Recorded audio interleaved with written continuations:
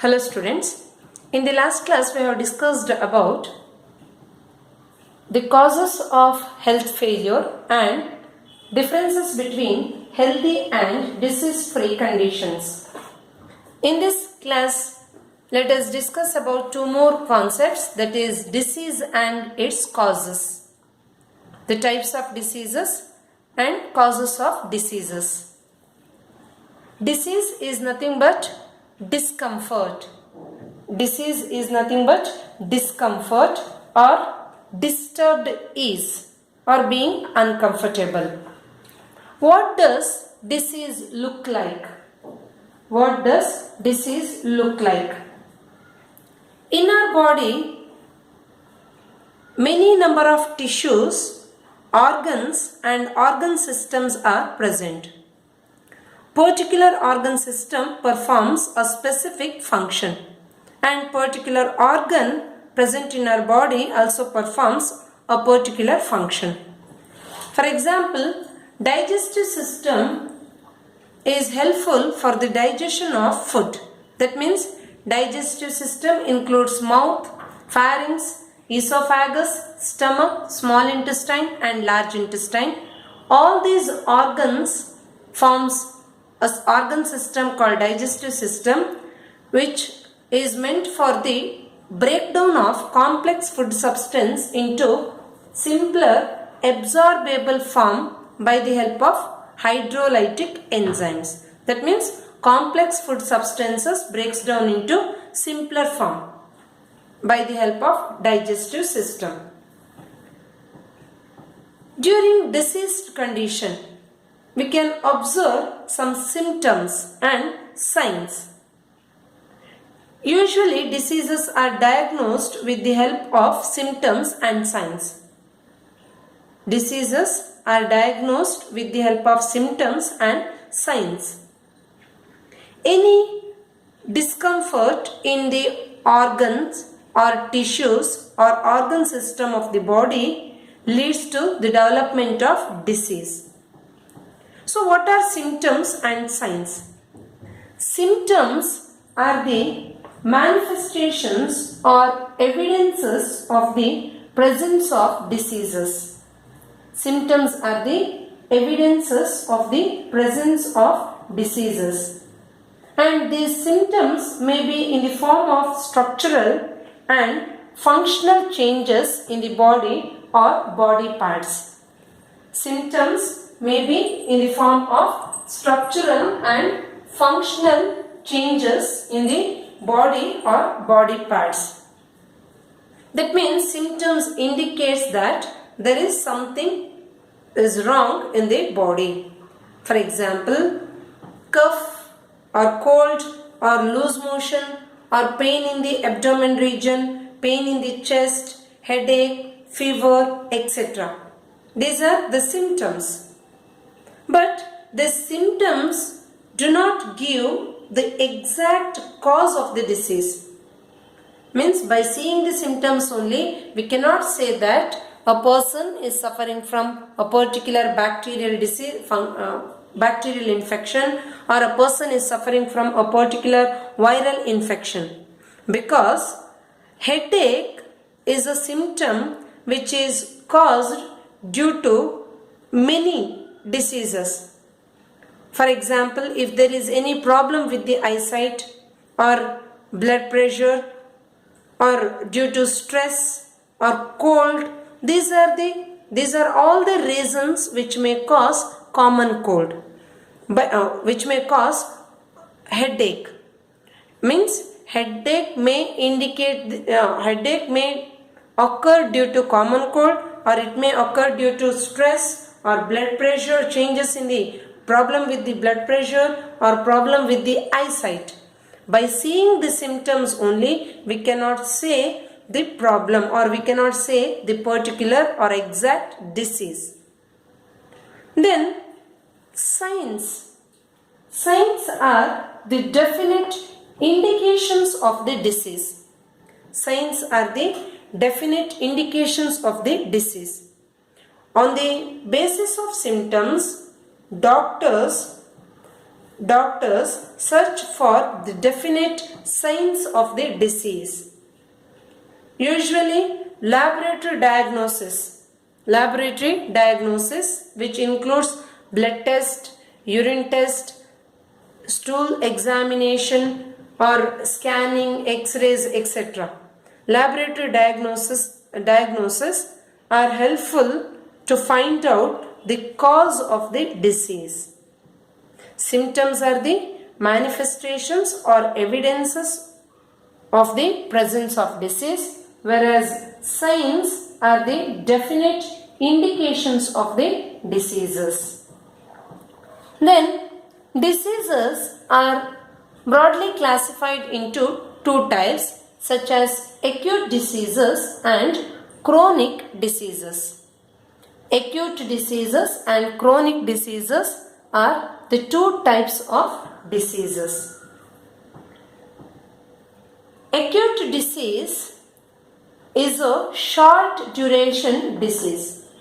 Acute disease is a short duration disease which usually has a relatively severe course.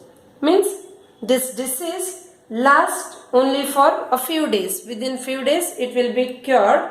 So it is called short duration disease. And very soon the patient recovers and begins to lead a normal active life. He will be active within a week or within few days. It's a short duration disease. And acute disease will not cause major effect on health. It will not cause major effect on health. Means usually it will not damage any particular organs of the body. Example for acute diseases includes common cold, malaria, diarrhea, typhoid fever, etc. Common cold, malaria, diarrhea, typhoid fever, etc. are the examples for acute diseases. Then the next one is chronic diseases. Chronic diseases is a long duration disease. Chronic disease is a long duration disease which usually develops slowly with a milder course in the beginning. Chronic disease is a long duration disease, whereas acute disease is a short duration disease. And acute disease has a relatively severe course, whereas the chronic disease develops slowly with a milder course in the beginning. Means we can observe less effect in the beginning. Slowly that effect builds up with the time. After some time that person will be affected severely and the patient feels tired all the time, or he may suffer from shortness of breath or loss of appetite, loss of weight or prolonged bad health. But finally, sometimes it may lead to death of an individual, or the patient may not come to normal. He may unable to lead the normal life due to the chronic disease. For example, tuberculosis, diabetes, elephantiasis, hypertension or high BP, etc. are examples for chronic diseases. Diabetes, tuberculosis, elephantiasis, high BP or hypertension are examples for chronic diseases. Chronic diseases and poor health. Usually, chronic diseases and acute diseases have different effects on our health. Any disease that causes poor functioning of particular part of the body will affect on our health. This is because all functions of the body are necessary for the maintenance of healthy condition. Means all the organs of the body should be able to perform its specific function. Then only a person can lead a healthy life.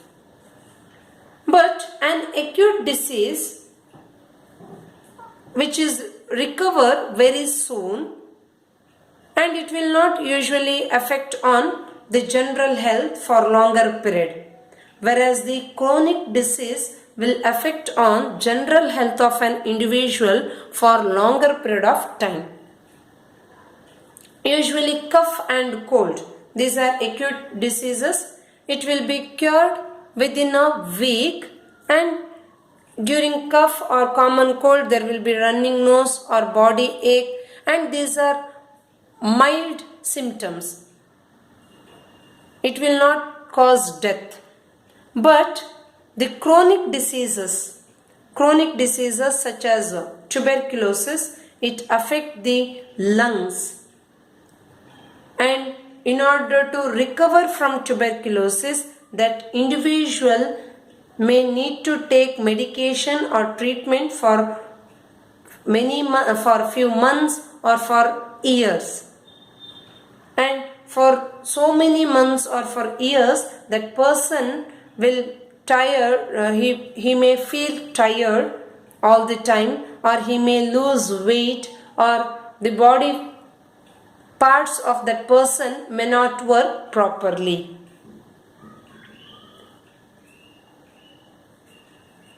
Then the main causes of diseases, important causes of diseases or the reasons of diseases. The main causes of diseases or reasons for the diseases includes 3 levels. Causes of diseases means agents. Causes means agents or the factors which are responsible for the development of disease. Agents or factors responsible for the development of diseases are called as causes of diseases. There are various levels of causes of diseases, such as first level of cause, second level of cause, or third level of cause. The first level of cause is also called as immediate causes of disease. Second level of cause is also called as contributing causes of diseases. And one more is third level of causes. The first immediate or first level of cause, or it is also called as primary cause of the disease. The main primary cause of disease is the pathogen or microorganism like viruses, bacteria, fungi, protozoans, helminths, etc. The microorganism or pathogen comes under primary cause of disease or first level of causes of disease. These are the pathogens, viruses or bacteria, fungi, protozoans, helminths or worms, which are responsible for the development of disease. Viral infection or bacterial infection may lead to the development of particular type of disease. Then second one is contributing cause or second level of cause of disease. Contributing causes usually make a person prone to catch the disease. Means contributing cause usually makes a person susceptible or weak. Immediately or easily he will catch the disease. And the susceptibility of an individual may be due to poor health related to undernourishment. That means if a person is not taking proper diet due to the undernourishment, or poor heredity and undernourishment may leads to making a person susceptible to diseases. Means it may leads to a person prone to catch the diseases. So the contributing or second level of cause includes undernourishment and poor healthy condition or poor heredity. Then the next one is third level of causes. Third level of causes means these are the causes usually which increase the proneness to disease. Means a repeated supply of polluted water by the municipality that will make the individuals susceptible to catch the waterborne diseases. That means usually to the slum areas or to the poor people, municipality may supply polluted water. If individuals consume such polluted water, then that individual may get waterborne diseases like cholera. Poor public health services and poverty forms the third level of causes of disease. Poor public health service and poverty. That means poverty means if an individual is poor, then poor persons usually live in unclean surroundings in slum areas, or the surroundings are not clean. At that time, uncleaned surroundings means in that area the multiplication of vectors are more, vectors like mosquitoes. So due to the uncleaned or unhygienic surroundings, individuals who are living in such areas are prone to catch the diseases. So public health services and poverty comes under third level of causes of disease. The immediate or first level of causes of disease includes pathogen or microorganism responsible for the disease such as viruses, bacteria, fungi, etc. Contributing or second level of causes includes poor heredity and undernourishment. Poor heredity and undernourishment usually make the person's immune system weak. Person having weak immune system is prone to catch the disease. So for the development of immune system, we need to take well nourished food. Then third level of causes includes poor public health services and poverty. This is about disease and its causes. Thank you.